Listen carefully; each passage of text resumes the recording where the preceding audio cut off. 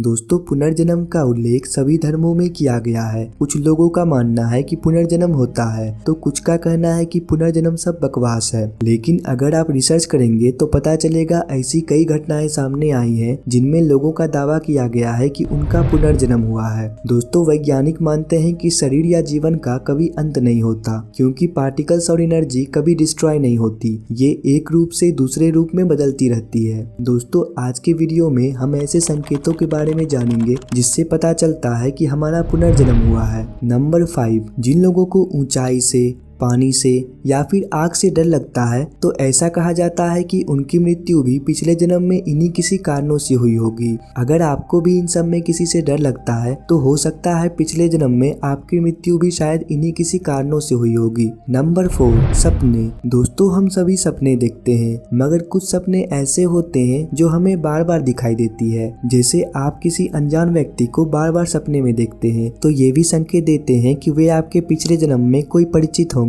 और आपका अवचेतन मन इस बात को अब तक भूल नहीं पाया है, इसलिए वह भी उनको आपके सपने में दिखाता है। Number 3, birth marks. हमारे शरीर में कोई ना कोई बर्थ मार्क्स जरूर होता है, लेकिन कुछ बर्थ मार्क्स ऐसे होते हैं जो कुछ अलग दिखते हैं।